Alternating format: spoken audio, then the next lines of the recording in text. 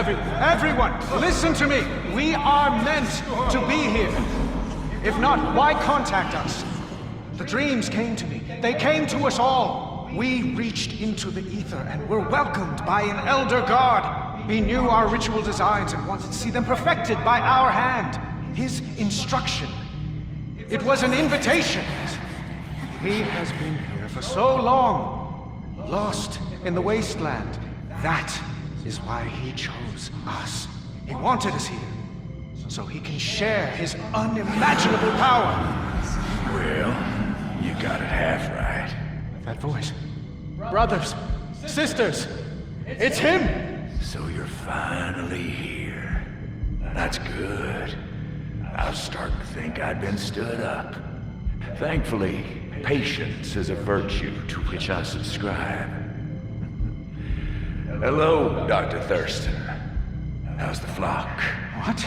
But you're just a man. You aren't a god? No, I am so much more. Now, let's separate the wheat from the chaff.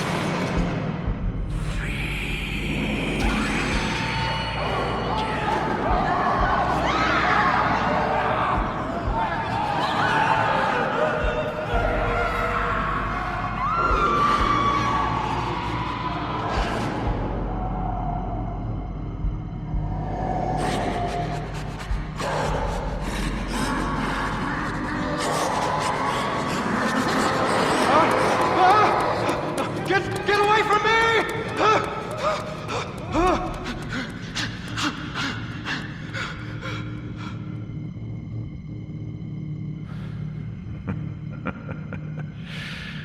Be seeing you, Doc. It is an absolute tragedy that Shem cannot see what I have uncovered. He was merely lacking the advanced instrumentation to fully realize his theories. Everything we are taught about our planetary neighbors is a lie. Mars, Titan, and Venus were all home to ancient civilizations. It is remarkable. Eons of life, war, struggle, and eventual extinction. So long before our own planet could support a single cell of life. But that is merely the beginning. What resided on their grounds is nothing compared to what they collectively worshipped. Now I have, as yet, been unable to discern if the voices that guided them are the same that guide us. The ruins left behind on those planets are not so unfamiliar. They're geometric, lined with stars, much like the pyramids in Giza. They built imposing structures with exacting alignments, constructed to harness places of power, much like the ground beneath my very feet. To think that, as far separated in time and space as they were from Shem, they may have both discovered the keys to eternity. I feel so connected to these lost people. They too were reaching out into the darkness to find answers. I am in awe of their efforts. And I wish to honor them by going where they could not.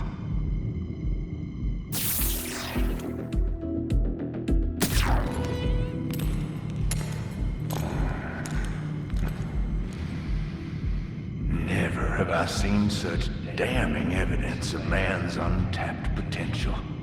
Dean Roth had big ideas that he let wither on the vine. Ignored them in favor of letting his world stay small. That chicken shit Yankee kept you in his head. Stored you away for a rainy day. One of his 2-bit picture shows. But we ain't alike. My eyes are open. My pets spread Roth's vast imagination before me, and I did what he couldn't begin to comprehend. I caused you to be made real in this world, my kingdom. You got a higher calling. One that's been waiting a long time for you to turn up. Define higher calling. I got something real precious to me. Buried here, deep within this rock. And I got a vested interest in keeping it safe. Only problem is, there's too many irons in the fire as is. Much as I'd like to be everywhere at once, it ain't possible. And any leader worth his salt knows he got to delegate to keep things running smooth. Time to fulfill your duty. Earn your keep. Guard, patrol, defend. Do what you need to keep my property safe and secure. This I command. Moving as the Great Voice commands.